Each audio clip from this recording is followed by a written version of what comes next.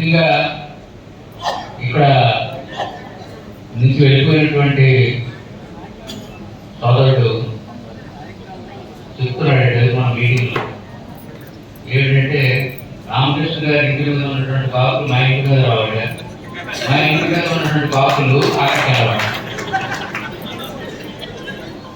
మంత్రి మా రెండుకి మధ్య నిలబడి కాకులు ఏర్పడుతున్నాడు.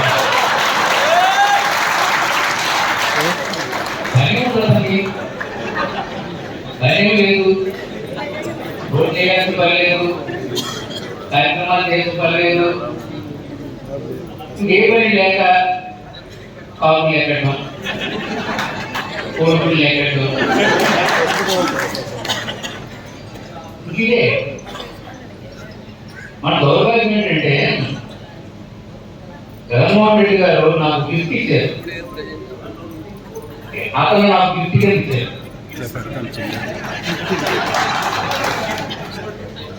డాడమ్మా ఈ గిఫ్ట్ నీకు ఇస్తున్నాను, నువ్వు చెప్పినట్టు వింటాడు, జాగ్రత్తగా చూసి గెలిపించాలి.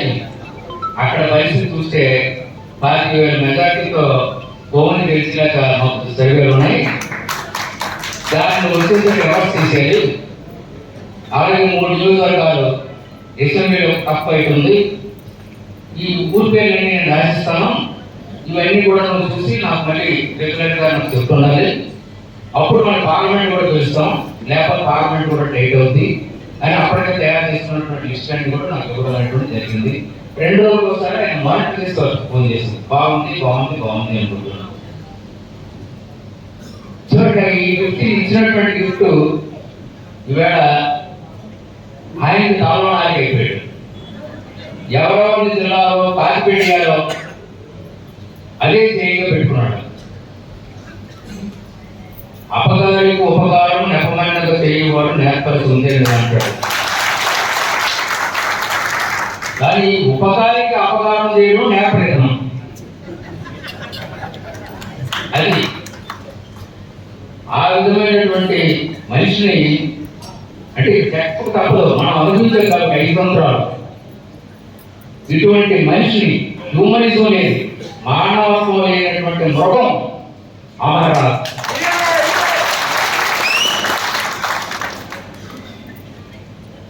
అభిప్రాయ భేదాలు ఎవరికైనా ఉండొచ్చు, కానీ ఒకే ధ్యేయంగా పెట్టుకుని అనకాపల్లి మండలంలో ఇద్దరిని, హైస్కూల్ మండలంలో ఇద్దరిని, అనకాపల్లి టౌన్లో ఇద్దరిని బ్లాక్లను మెయింటైన్ చేసేటువంటి మంత్రి. ఇకపోతే ఇక్కడ ఎమ్మెల్యే ఎవరంటే ఆయన కాదు, ఆయన దగ్గర పనిచేసేటువంటి పిఏ వెంకట్ అనేటువంటి వాడి ఎమ్మెల్యే. ఇదే మన దౌర్భాగ్యం. వాడు వస్తే పోలీసులు సిఐ నేను స్వయంగా చూశాను ఒక పక్షంలో, అతను వస్తే సిఐ లేచి నిలబడి సెల్యూట్ పడుతున్నాడు. అది దౌర్భాగ్యం, పోలీసుల ద్వారా దౌర్భాగ్యం. ఆర్టీఓని నువ్వు అంటాడు, ఎంఆర్ఓని నువ్వే అంటాడు. ఈ పరిపాలన మనం కోరుకున్నాం. ఏ ఎమ్మెల్యే కావాలని మనం ఓటు చేసుకున్నామో ఆ ఎమ్మెల్యే తన అధికారాలన్నీ కూడా పిఏగా చెప్పి పిఏ తన అధికారాలన్నీ కూడా దుర్వినియోగం చేసి, అనకాపల్లి అంటే టైగర్స్ ఉండేవారు ఎమ్మెల్యేలుగా ఎంపీలుగా, అటువంటి అనకాపల్లిని నీచాతి నీచం పాలు చేసినటువంటి ఈ అమర్నాథ్ని ఇక్కడ కానీ గోదావరిలో కానీ ఎక్కడ కూడా దయచేసి కమిటీ మళ్ళీ రాజకీయ పటం మీద అటువంటి వాళ్ళు ఉండడానికి లేదు. వేరే చెప్తున్నారు మనకి ఆయన మనం విమర్శించేటువంటి వారు. కొత్త రామకృష్ణ గారి స్టేటస్ ఏంటి, నీ స్టేటస్ ఏంటి? ఎవరయ్యా నువ్వు? జగన్మోహన్ రెడ్డి గారు మాకు అప్పచెప్పకపోతే ఏమీ లేవు. ఆవేళ పార్టీలోనే ఒక ఉన్నతమైనటువంటి వ్యక్తి, నెంబర్ 2లో ఉన్నటువంటి వ్యక్తి రత్నాకర్ వార్నింగ్ ఇచ్చాడు ఎలక్షన్ టైంలో. రత్నాకర్ నువ్వు తప్పు చేస్తున్నావు, అతను చాలా దుర్మార్గుడు, వాటిని గెలిపించడానికి మీరు అంత ప్రయత్నం చేయగలిగింది మాకు వార్నింగ్ ఇచ్చాడు. అది కూడా వెళ్ళలేదు. మేము కొంత మూర్ఖులు కదా, ఏదో జగన్మోహన్ రెడ్డి గారు మనకు అప్పచెప్పారు, మనం జాగ్రత్తగా చేస్తే ఈ నియోజకవర్గాన్ని డెవలప్ చేసుకోవచ్చు అన్న ఆశ ఉన్నది. నియోజకవర్గం డెవలప్ అవ్వలేదు, ఆయన డెవలప్ అయ్యాడు. ఈవేళ సాహసిస్తున్నాను చెప్పడానికి. అనకాపల్లిలో ఇంకా భవిష్యత్తులో ఉన్నది ఎక్కడ చెప్పాల్సింది 500 కోట్లు ఈ 5 ఏళ్లలో సంపాదించినటువంటి ఏకైక వ్యక్తి అమర్నాథ్. 500 కోట్లు. ఎవరైనా మా రామకృష్ణ గారు కానీ, నేను కానీ, అంతమంది జీవరామన్ గారు కానీ, గోవిందరావు గారు కానీ, ఒట్టే బీసెట్టి అప్పారావు గారు కానీ, కోటి అనేటువంటి అక్షరాన్ని మేము విన్నాం ఎప్పుడైనా? ఆ ఇంటిని మేము ఎప్పుడైనా చూసామా? ఎంత కరప్షన్, అవినీతి చక్రవర్తి, అది విషపురుగు. ఆ విధంగా అవినీతి. అనకాపల్లికి ఎంత గౌరవం ఉండేదో, అనకాపల్లి ఎమ్మెల్యే అంటే చాలా గౌరవం. అనకాపల్లి ఎమ్మెల్యేకి ఎంత గౌరవం ఉండేదో ఆ గౌరవాన్ని పూర్తిగా చెడగొట్టాడు. ఇప్పుడు ఆఖరికి ఏమైందంటే కొంతమంది అనకాపల్లి ఎమ్మెల్యే అయితే ఏ వ్యాపారం చేసుకోలేదు, శుభ్రంగా ఎమ్మెల్యే అయితే 500 కోట్లు సంపాదించుకోవచ్చు అని ఇక్కడ ఎమ్మెల్యేగా రాకొస్తున్నారు. అది మనం గుర్తుపెట్టుకోవాలి. మనం అమ్ముడుపోయే మనుషుల కింద కొంతమంది రాజకీయ నాయకులు మనం ట్రీట్ చేస్తున్నారు. కాబట్టి 10 ఏళ్ల నుంచి ఏఎస్పేటను వదిలేసి, మండలాన్ని వదిలేసి, జిల్లాను వదిలేసి, రాష్ట్రాన్ని వదిలేసి అమెరికా పారిపోయినటువంటి వాడిని ఇక్కడ క్యాండిడేట్ గా పెట్టారు. తనమ్మ కొడుకు ఎక్కడ ఉంటాడంట? తనమ్మ ఇంట్లో పెళ్లి జరిగాయి. ఏ పెళ్లికైనా వచ్చాడా? తనమ్మ తరపున మేమంతా ఎన్నో ఎన్నికలు చేశాం. ఏ ఎన్నికలో అంత కనపడ్డా? అసలు నేనే కూడా చెప్పడు. నేను ఉదాహరణ, అసలు ధనమైన కొడుకులు పోల్చగలుగుతుందా, పోలిస్తుందా లేదని. అలాగే ఏదో బెంగళూరులో ఖాళీ ఉందట, ఎక్కడ నాకు పొరపడలేదు. అమెరికాలో పరిశ్రమలు ఉన్నాయట, ఏ పరిశ్రమ నాకు అర్థం ఉండలేదు. 40 కోట్ల రూపాయలు నేను ఇస్తానని చెప్పి జగన్మోహన్ రెడ్డి గారికి చెప్తే ఆయన మరిందుకు ఇచ్చారు నాకు తెలియదు. అంటే అక్కడ ఏ మత్తు వ్యాపారంలో చేసుకుంటాడు, లేకపోతే అంతలో ఎక్కడ వస్తుంది? మామూలు క్రిమినల్ కాదు, ఖచ్చితంగా పెద్ద క్రిమినల్ అయ్యి ఉంటాడని నాకు బాగా నమ్మకం. ఎందుకంటే ఎక్కడ వెళ్ళినటువంటి ఏమైనా బిజినెస్ ఏంటంటే ఇక్కడ ఉన్నటువంటి వాళ్ళకి ఉద్యోగాలు ఇచ్చినడానికి కమిషన్ తీసుకొని ఉద్యోగాన్ని అవతరిస్తుంది. అలా కమిషన్ తీసుకుని ఉద్యోగించడం ఎంతమంది లేరండి. అది ఇలాగే 100 కోట్లు లేవు. ఒక పార్టీ నాయకుడికి ఒంగోలులో ఒక ల్యాండ్ ఇతం ఉంటే, ఇతం కూడా ల్యాండ్ కొనుక్కుంటే ఆ ల్యాండ్ని ఈ రాష్ట్రంలో ఉన్నటువంటి వైఎస్ఆర్సీపీ నాయకుడికి, పెద్ద నాయకుడికి ఆ ల్యాండ్ని రాజీ చేసేటట్టు తెలిసింది ఈ సీట్ కోసం. ఇది ఏంటండి ఈ పార్టీ? అమ్ముడుపోయేటువంటి పార్టీ. అమ్మడానికి అనకాపల్లి దొరికిందా అని అడుగుతున్నాను. అది మీరు గుర్తించుకోవాలి. మనల్ని, మన ఓటర్ని ఇంత నీచంగా అమ్ముడుపోయేటువంటి వ్యక్తులు అనేటువంటి భావంతో వ్యాపారం చేసుకునేటువంటి వాడు ఎమ్మెల్యేగా రావడం అనేటువంటి జరుగుతుందంటే మనం క్షమించడానికి లేదు. 2, రామకృష్ణ గారు ఒక పెద్ద కుటుంబానికి చెందినటువంటి వారు. అంతా సుబ్రహ్మణ్యం గారి కుటుంబం. సుబ్రహ్మణ్యం గారికి నేను అత్యంత ఆత్మీయుడిని. ఆయన నేను స్టూడెంట్గా ఉన్నప్పుడు కానీ, నేను లెక్చరర్గా ఉన్నప్పుడు కానీ నేరుగా, ఇంకా అప్పుడు రామకృష్ణ నేను నేరుగా ఆయన బెడ్రూమ్లోకి వెళ్ళేటువంటి ఏకైక వ్యక్తిని నేనని చెప్పి తెలియజేస్తున్నాను. తర్వాత రాజకీయాలవి వచ్చేది.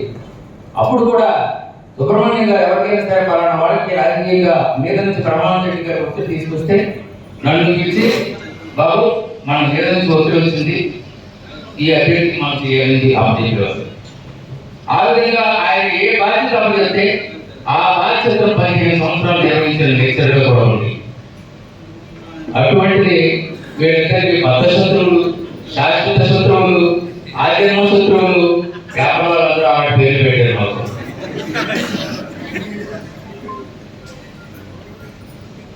విచారకరమైన విషయం. అంటే అలా చెప్తే సంతోషం వస్తుందా మీకు? నేను ఒక పార్టీ, ఆయన పార్టీ తరఫున ఆయన పోరాటం చేస్తారు, నా పార్టీ తరఫున నేను పోరాటం చేస్తాను. ఈవేళ ఇద్దరం కలిసేటువంటి రోజు వచ్చింది, అది నేను చాలా సంతోషిస్తాను. కాబట్టి మనకి ఒక గౌరవం ఏంటి గౌరవం రామకృష్ణ గారి పనిచేయడం అనేటువంటిది మనకు గౌరవప్రదమైనటువంటి పని నేను తెలియజేస్తాను. ఊరు పేరు లేనటువంటి మత్తు పదార్థాలు విక్రయించుకునేటువంటి అమ్ముకునేటువంటి ఒక అడ్రస్ లేని వ్యక్తి, జిల్లా లేని వ్యక్తి, అటువంటి వ్యక్తికి పనిచేయడం ప్రతిష్టాకరమైన మీ అందరికీ అది గౌరవప్రదమైన ఆ జెండా పట్టుకోవడం మనకి ఎంత హింసకరది ఆలోచన చేస్తున్నారా లేదా అది గుర్తుంచుకోవాలి. మనం ఎవరికైతే పని చేస్తున్నామో ఆ పని చేసినటువంటి వ్యక్తి బాగా చేస్తున్నారు లేదా అని అనాలి. అది కాకుండా మరి మనం ఆలోచన చేసుకుంటే మీరు ఏ కులం, వాళ్ళు ఏ కులం, ఇంకే కులం, కులాలు ఏంటండి? కులాలు ఏంటి? అనకాపల్లిలో ఈ కాపు కులాలకి మనిషిని తోటగా తిప్పారు. కాపు కులాలకి నువ్వు స్టాప్ పడతాయా, నా తర్వాత నువ్వే కాపు కులాలకు నాయకుడు అని చెప్పారు. కాపులకి ఉండేది మాకు ఎవరే నన్ను మనిషి కూడా కాపుల కోసం మా పదవి చేస్తాడు, మాకు ఎవరికి ఇవ్వడని చెప్పేవారు. ఎందుకంటే నేను ఉన్నాను కదా, నాకు నేను ఉంటే చాలా మిగతా వాళ్ళ పంచుదని చెప్పేవారు. ఆ విధంగా కాపులు కూడా 4 టర్ములను నన్ను గెలిపించారు. రామకృష్ణ గారిని ఒక టర్మ్ గెలిపించారు, పార్లమెంట్ గెలిపించారు. కులాలు లేదే, వ్యక్తులు కావాలి. ముఖ్యంగా మన కాన్స్టిట్యున్సీలో వ్యక్తులు కావాలి. వ్యక్తులతో అటాచ్మెంట్, ఫ్యామిలీ అటాచ్మెంట్స్ ఉన్నాయి అన్ని కులాల వారి మనందరికీ కూడా. ఈసీలో ఉన్నటువంటి, ఓసీలో ఉన్నటువంటి, ఈ వైఎస్ఆర్లో ఉన్నటువంటి, బ్రాహ్మణ్స్లో ఉన్నటువంటి అటువంటి అటాచ్మెంట్ ఉన్నటువంటి నియోజకవర్గం మన అనకాపల్లి నియోజకవర్గం. కాబట్టి ఆ వాతావరణాన్ని మనం ఇప్పుడు కూడా ఎడగొట్టేటువంటి పరిస్థితి ఉండదు, అది వద్దు. ఆ కులాలైనటువంటి ప్రసక్తి దయచేసి తీసుకురావడానికి ఎవరు తీసుకొచ్చినా మీరు అటాక్ చేయండి, కులాల గురించి మాట్లాడదని చెప్పండి. అన్ని విధాలుగా కూడా మనకి అనుకునే విద్యనే 15 సంవత్సరాలు అయింది, వెనకబడిపోయాం. చాలా చేయాల్సినటువంటి ఉన్నాయి, అవన్నీ ఇప్పుడు చేసుకోవాలి. ఆ కార్యక్రమాన్ని తీసుకొని వెనుకబడిపోయినటువంటి నియోజకవర్గాన్ని మళ్ళీ మన అందరం కూడా మనకు ముఖ్యంగా నేను కోరుకునేటువంటి కొన్ని మిగిలిపోయాయి, మనం చేద్దాం అనుకున్నాం. ఈవేళ మీటింగ్ కనీసం రావుగోపాల కళాశాలలో పెడదామని నేను అనుకున్నాను, దాన్ని కూడా ముందుకు అమలు. ఒకసారి అంటాడు రావుగోపాల కళాశాలలో చూడండి, అయితే నేను చెప్పేసాను రేపు పైన మొదలెడుతున్నాడు, పైన లేదు మొదలు లేదు. ఈ విధంగా మనకు ఉన్నటువంటి కార్యక్రమాలన్నీ కూడా చేసుకోవాల్సినటువంటి అవసరం ఉంది. Development is more important. Chandrababu Naidu గారి కాలంలో అభివృద్ధికి ఎప్పుడు కూడా అడ్డైనటువంటిది ఉండదు. ఓన్ చేయాల్సినటువంటి చేశారు, అంతమంది చేయాల్సినటువంటి ప్రజలందరూ చేశారు, నేను చేశాను. ఈవేళ మళ్ళీ డెవలప్ అయిపోయింది. డెవలప్ ఇంకా అందులో జిల్లా హెడ్ క్వార్టర్ అయింది. ఈవేళ జిల్లా కొత్త జిల్లా ప్రారంభమైంది. ఈ కొత్త జిల్లాలో కలెక్టర్ ఆఫీస్ పెట్టాలి, ఎక్కడ పెట్టాలి? కోర్టులు పెట్టాలి, ఎక్కడ పెట్టాలి? జైలు పెట్టాలి, ఎక్కడ పెట్టాలి? ఇతర కార్యాలయాలు ఉన్నాయి, ఎక్కడ పెట్టాలి? ఒక పెద్ద స్టేడియం కావాలి, ఎక్కడ పెట్టాలి? ఏదైనా ఉన్నాయా? ప్లానింగ్ ఉందా?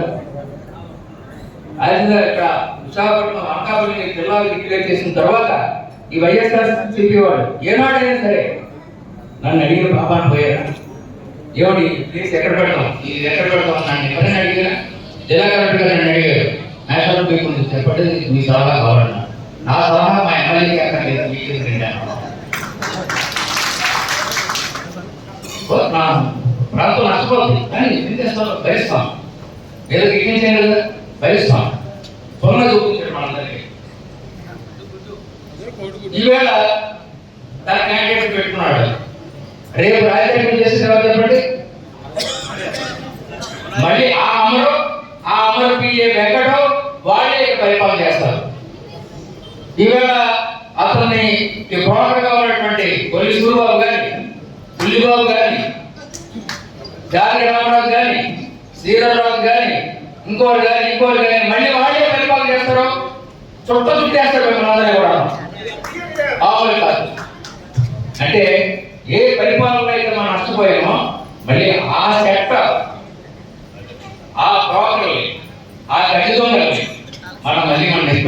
తీసుకుంటామా? ఇక్కడ ధనం కూడా కాదు, రాబోయేటువంటి రాజులు వాళ్ళే అమ్మాయి కంపెనీ. అది గుర్తుంచుకోవాలి, అది అందరికీ చెప్పాలి. వద్దు మళ్ళీ ఆమె తీసుకురావద్దు, మన సొంత మనుషులు మాట్లాడుకుందాం. రామకృష్ణ గారు ఉంటారు, రామకృష్ణ గారు ఇవాళ యాక్టివ్గా ఉండేటువంటి పరిస్థితి ఉంది. చాలా చేంజ్ నాకు రామకృష్ణ గారిలో నాకు చాలా మార్పు కనిపించిందని మీరు గతంలో అనుకున్నటువంటి ఊహించినటువంటి రామకృష్ణ గారి ఇప్పుడు కాదు. ఖచ్చితంగా ఆయన మీ అందరికీ అందుబాటులో ఉంటారు, మీ అందరూ చెప్పినటువంటి విధానాలను కూడా పాటిస్తారు. అందులో ఏంటంటే ఇది ఐక్యత, అన్ని కూడుకున్నటువంటి మూడు పార్టీలు కూడుకున్నటువంటి ప్రభుత్వం వస్తుంది. ఈ ప్రభుత్వంలో రామకృష్ణ గారు ఎమ్మెల్యే అయినప్పటికీ కూడా తెలుగుదేశం, జనసేన, బీజేపీ నాయకులతో కూర్చోబెట్టి ఇక్కడ ఏ విధమైనటువంటి విధాన నిర్ణయాలు తీసుకోవాలో ఆ నిర్ణయాలు ఆయన తీసుకుంటారని చెప్పి నేను ఆశిస్తున్నాను. ఆ విధంగా మనం వీరు గెలిపించుకోవాలి. రెండవది